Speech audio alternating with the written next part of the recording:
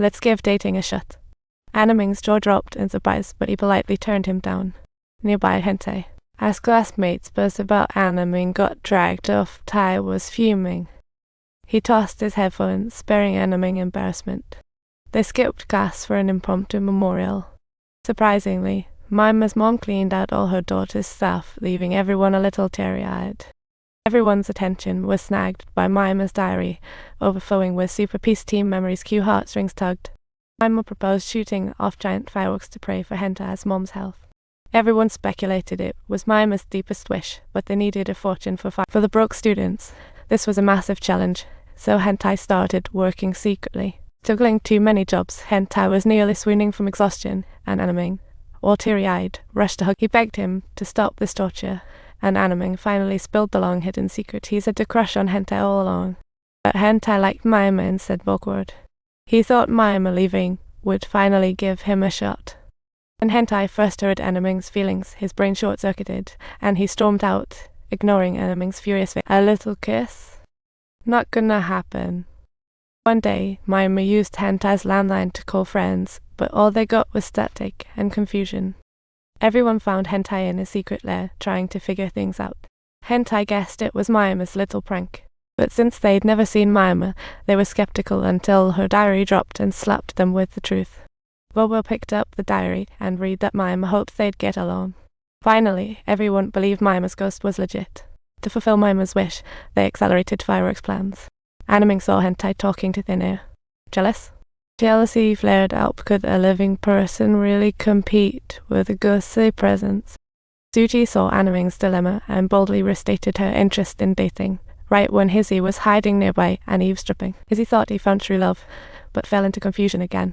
The night before fireworks, they prepared a farewell party for Mima. With Suji's encouragement, Animing decided to remake some old drama, while Hentai thought he'd completely lost it, digging up. Animing still asked, "Do you like Mima?" Hentai was furious, but wouldn't answer. Even his uncle, who occasionally supported him, oddly echoed the sentiment, causing Hentai, after a brief hesitation, to reluctantly admit his feelings for Mima. This time, Mima shed tears of joy. If relief then, now a long overdue love declaration. Being confirmed by the one you like is an unbelievable joy.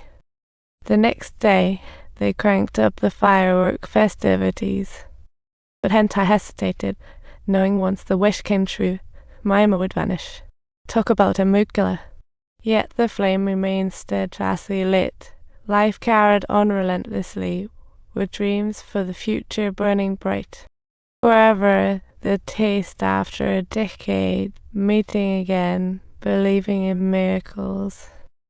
The explosive sounds echoed in their ears, and it seemed like tears were about to burst, fireworks catching the signals. Heart-wrenching pain permeated the air, yet Mima didn't vanish.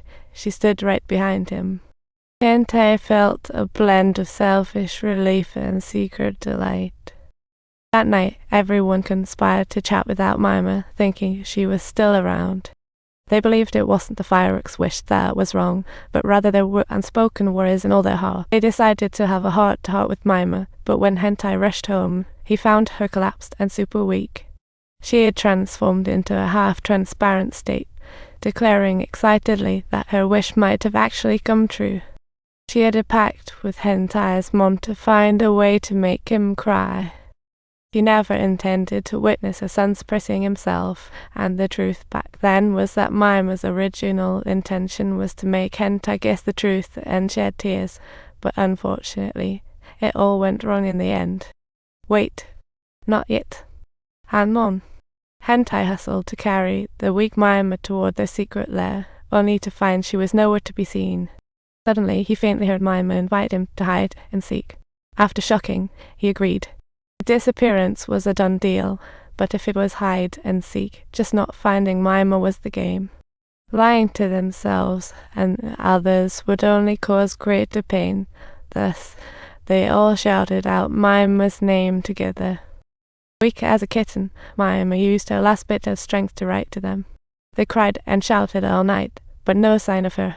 Finally, They found 5 letters Nouma left under a tree, and by now their tear ducts had completely given way. Each crooked word expressed Noima's fondness for the Super Peace Team, while Hentai's note.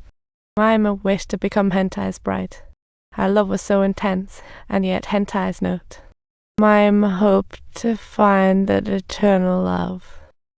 Truly, could I have one more chance? Once again, one more time. Once again, one more time. Please, one more time.